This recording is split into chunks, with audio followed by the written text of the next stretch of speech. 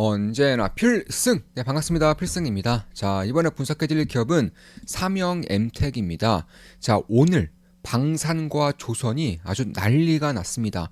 덕분에 제 계좌도 당연히 신고가를 갱신하고 있는데요.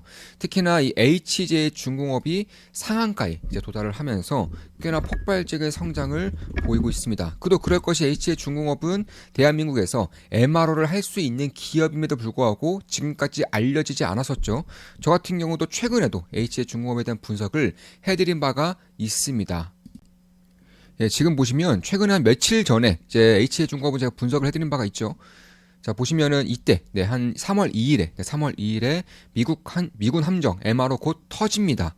트럼프가 대놓고 찍었습니다. 아무도 모르는 대장주 HJ중공업 올해 실적 폭발합니다. 이렇게 말씀드렸고 그 당시에 주가는 약 6,000원대였던 것 같아요. 6,080원 정도 되는 것 같은데 오늘은 상한가를 기록하면서 7,930원으로 이제 마감을 한 상태입니다. 따라서 저는 이번에 그런 중소형주들 혹은 시장에 관심을 받지 않았지만 실적이 폭발적으로 올라올 수 있고 특히나 MRO 관련해서 모멘텀이 있는 기업들을 봐야 한다라고 생각을 하고 있어요.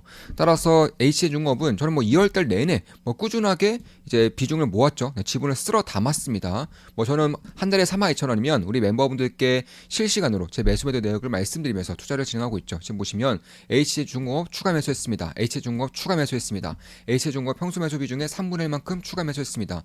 HJ중공업 평소 매수 비중의 3분의 1만큼 추가 매수했습니다. 이런 식으로 2월달에 이렇게 매수한 것이고 그 전부터 꾸준하게 HJ중공업에 대한 비중은 높여오고 있는 그런 상태였습니다. 물론 중간중간 추세가 꺾이면서 일부 수익 실현하면서 현금을 챙겨온 것도 맞지만 그와 더불어서 다시금 추세가 살아날 때라던가 혹은 지지라인이 잡힐 때 추가 매수를 진행함으로써 훨씬 더 낮은 가격에 더 많은 비중을 채워놓고 있었다. 이렇게 보시면 될 것 같습니다. 2월달에 이렇게 매수한 것이고 그 전에도 이미 큰 비중을 가지고 있었던 것은 사실이고요. 그리고 이번에 우리 멤버분 중에 한 분이 필사단 멤버분이 이제 위스키를 좀 선물로 주셨다고 말씀을 드렸었죠. 마셔봤는데 상당히 좀 달아요. 네, 굉장히 달았고 톡 쏘는 맛이 인상 깊은 그런 위스키였습니다.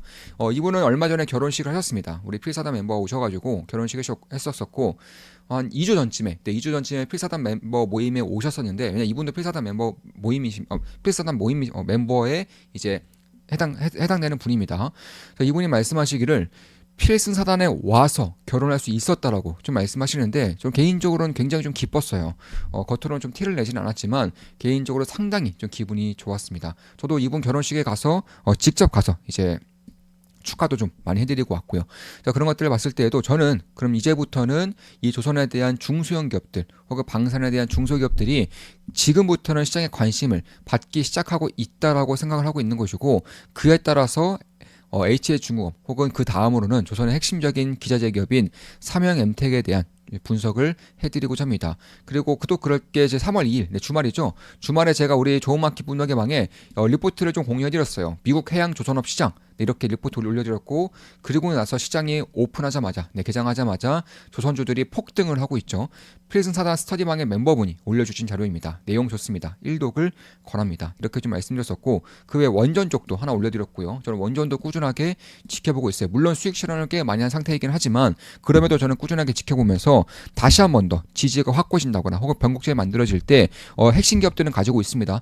유스케일 혹은 두산에너빌리티 이런 두 개의 기업은 가지고 있고 그 외의 기업들은 이제 수익 실현을 했는데 현대건설을 매수할 수도 있는 것이고 혹은 두산에너빌리티를 추가 매수할 수도 있는 것이고 유스케이를 추가 매수할 수 있는 것이고 물론 이런 것들을 좀 지켜보면서 한 달에 42,000원이면 제 매수매도 내역을 실시간으로 좀 말씀드리고 있죠. 그래서 그런 것들을 좀 참고하시면 되겠습니다. 그럼 다시 돌아와서 제가 왜 지금부터는 삼형엠텍에 대한 관심을 가지고 있는지 핵심적인 내용들만 딱딱딱 찍어서 말씀을 드려볼게요. 일단 삼형엠텍은 조선 기자재에서 숨겨진 선두주자입니다.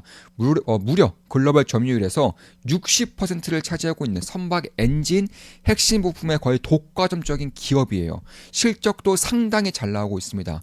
이 글로벌 점유율이 말해주다시피 이 기업의 경쟁력을 보여주고 있는 것이고 그에 따라서 실적이 빠르게 올라오고 있어요. 간단하게나마 재무제표를 살펴드리면 시가총액은 약 616억입니다.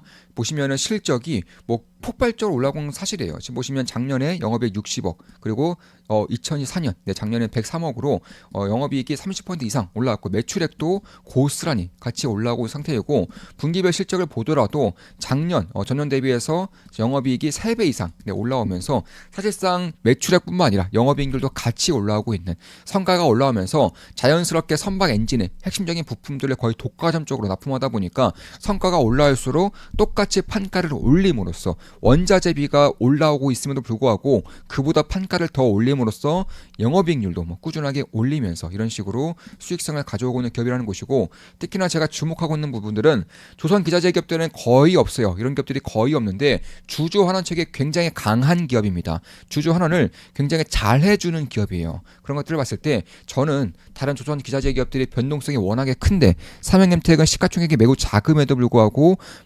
비교적 낮은 변동성으로 꽤나 장기적으로 가져갈 수 있는 기업 중에 하나라고 보고 있는 것입니다. 실제 좀 보시면 삼양엠텍은 배당을 하고 있죠. 이미 2025년도 배당금은 주당 150원이에요. 그러니까 작년 대비해서 150원이고 이거는 50% 증가한 겁니다. 배당 중에 3.3%예요. 따라서 좀 정확하게 조금 더 이해하기 어려웠다 보니까 2004년으로 할게요. 2004년 연말에 가지고 있으면 3.3%의 배당을 가져올 수가 있었다는 것입니다. 그 정도로 사실 조선 기자재 기업들 같은 경우에는, 특히 중소형 기업들 같은 경우에는 워낙에 돈 들어갈 일이 많고 설비 투자에 많은 돈을 쓰다 보니까 사실 배당을 하는 기업들이 별로 없어요. 근데 삼양엠텍은 설비 투자는 설비 투자대로 하고 있고 배당도 주고 있고 심지어 자사주 매입 소각도 하고 있습니다. 자사주 소각도 이미 하고 있어요. 2021년도에 보통주 148만 주를 소각함으로써 대략 한 4,600원대 소각을 했죠. 그리고 이번에도 자사주 매입을 또 했습니다. 자사주 매입을 하면서 약 6.7%의 자사주를 가지고 있어요. 만약에 이것까지 소각할 거라는 그런 시그널이 들리면 아마 삼양엠텍의 주가는 꽤나 빠르게 올라올 수 있다는 것도 염두에 둘 필요가 있습니다. 물론 저 같은 경우는 삼양엠텍 현재로서는 투자하고 있지는 않아요. 당연히 제가 매수매도 할 때마다 실시간으로 우리 멤버분들께 말씀드리면서 투자를 진행할 것이고 면밀히 살피고 있는 것은 사실입니다.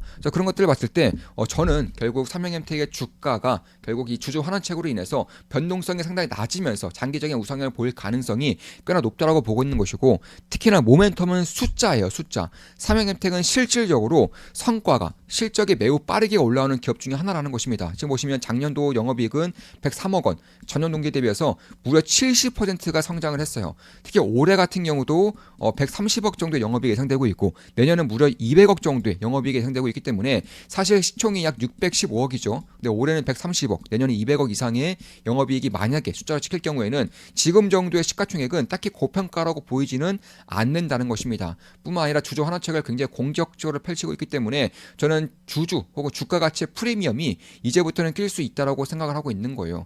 특히 선박 기자재뿐만 아니라 플랜트 기자재, 구조물 이런 것 때문에 지진이 날 때마다 삼양엠텍의 주가가 급등하는 경우가 꽤나 많죠. 구조물 구조재라던가 아니면 풍력 기자재에서도 역시나 핵심적인 역할을 맡고 있는 그런 기업이라는 것이고, 기술적인 우위가 워낙에 뛰어나요. 특히나 업력이 40년 정도 됐기 때문에 다른 기업들의 죄에다 떨어져 나갈 때, 특히 지난 15년 동안 조선 사이클에 굉장히 암울했었죠. 그때 경쟁사들이 거의 대부분이 망하거나 혹은 인수합병될 때 삼양엠텍은 꿋꿋하게 실적을 내면서 지금까지 오고 있다는 것입니다. 따라서 제가 봤을 때 지금부터는 살아남은 자들의 파티의 시간이에요. 축제의 시간입니다. 이런 것들을 같이 즐기기 위해서는 핵심적인 기업들의 변곡점 혹은 지지란이 확고해질 때 잘 매수해서 올바른 타이밍에 비중을 실어서 매수하는 게 저는 중요하다고 생각을 하고 있는 것입니다. 글로벌 파트너십도 워낙에 뛰어나죠. 대한민국 같은 경우는 당연히 하나엔진이라던가 현대중공업, 일본도 히타치조선이라던가 미쓰비시 중공업, 그리고 중국 같은 경우도 중국 선박공업, 이런 식으로 한중일 1위 조선사에 모두 납품을 하고 있어요. 1위 엔진사, 1위 조선사에 모두 납품하고 있습니다. 그 정도로 선박 엔진의 핵심적인 역할을 맡고 있다는 것이고, 특히 현대중공업과의 전략적인 파트너십을 통해서 사실 프레임 위크라던가 아니면 LNG 추진선에 쓰이는 선박 엔진의 부품도 역시나 납품을 하고 있습니다. 그러니까 지금까지는 단일 연료 엔진이었다면은 이제부터는 이중 추진 연료 엔진에 대한 그런 실적이 매우 가파르게 올라올 거예요. 그에 따라 저는 하나 엔진의 실적도 꽤나 빠르게 올라올 것이라고 보고 있는 것이고, 삼양엠텍도 현대중공업과 이미 LNG 추진선에 대한 수요 대응을 하고 있기 때문에 올해부터는 실적에 괄목할 만한 성장이 한 번 더 나타날 수 있을 거라고 생각하고 있는 것입니다. 그 외에도 중국 시장 이미 공략했고요. 일본 기업들과 협력하고 있고 심지어 신흥국 시장에도 진출을 하고 있어요. 그 정도로 선박 엔진에 쓰인 핵심 부품들을 이 삼양엠텍이 굉장히 고품질로 낮은 가격으로 제공을 하고 있기 때문에 이런 식으로 신흥 시장에도 진출하고 있는 것이고 지금도 뭐 기술 경쟁력으로 인해서 점유율이 60%를 상회하는 지금 가면 갈수록 점유율을 지켜나간다는 가정하에서는 결국 선박 기자재라던가 혹은 풍력 기자재, 플랜트 기자재 이런 것들에 대한 수요가 증가하면 증가할수록 당연히 삼양엠텍의 수요 정도도 꽤나 커질 수밖에 없다라고 생각하고 있는 것입니다. 특히 중국 조선 쪽 같은 경우에는 이미 생산량의 30% 정도 확대를 하고 있어요. 설비 투자가 매우 빠르게 중국에서는 진행이 되고 있다라는 것입니다. 따라서 그런 것들을 봤을 때에도 저는 선박 기자재 혹은 선박 엔진 기업들 중에서도 삼양엠텍을 가장 먼저 봐야 되는 기업 중에 하나라고 보고 있는 것입니다. 왜냐하면 실적이 이미 찍히고 있어요. 보통 조선사들의 실적이 먼저 올라오고 그 다음에 조선 기자재들의 실적이 올라옵니다. 그러니까 조선사가 먼저 실적이 올라오면 그 다음에 기자재 기업들이 올라오는 것인데 이미 삼양엠텍은 작년부터 실적이 폭발적으로 성장하고 있는 것이고 올해는 한 번 더 퀀텀 점프할 것이고 내년도 한 번 더 퀀텀 점프를 할 거예요. 그 정도로 경쟁력이 워낙에 뛰어나기 때문에 가장 먼저 수혜를 보고 있다. 그리고 가장 크게 수혜를 보고 있다라는 것이고 그런 것들을 감안했을 때 결국 메탄 슬랩 저감 장치도 하고 있고요. LNG 복합 수조의 베어링도 이미 개발을 해서 LNG 추진선에 납품을 하고 있죠. 그 외에도 이제 암모니아 추진선 혹은 수소 추진선 이런 쪽에도 진출을 함으로써 사실 하나엔진이 암모니아 추진선을 올해부터 엔진을 개발을 완료하겠다고 했기 때문에 아마 삼양엠텍도 빠르면 올해 늦어도 내년부터는 암모니아 추진선의 핵심적인 부품들을 납품을 할 거예요. 참고로 단일 추진 연료 엔진에서 이중 추진 연료 엔진으로 가면 갈수록 성가가 올라오면서 엔진 가격도 당연히 올라오고요. 그에 따라서 핵심 부품들의 판가도 올라옵니다. 그에 따라서 실적이 좋아졌고요. 따라서 실적에 대한 밸류에이션이 역시나 올라오고 있는 그런 상황인 것인데 여기서도 LNG보다 메탄올, 그리고 메탄올보다 암모니보다 수소 이렇게 나아갈수록 이쪽에 대한 판가를 계속적으로 올려받을 수가 있어요. 왜냐하면 쉽게 말해서 지금까지 굉장히 더러운 연료를 쓰겠다고 더러운 석유를 이제 쓴다고 했을 때 더러운 석유를 쓸 때 거기서 나오는 엔진 부품들은 많은 기업들이 할 수 있어요. 근데 LNG 추진 연료 엔진으로 가면서 대부분의 기업들이 탈락을 했어요. 왜냐하면 LNG 추진 연료 쪽에서는 납품할 수 있는 기업들이 별로 없기 때문에 더 나아가서 메탄올, 암모니아, 수소로 가면 갈수록 기술 경쟁력이 부족한 기업들은 자연스럽게 낙오될 수밖에 없다라는 것입니다.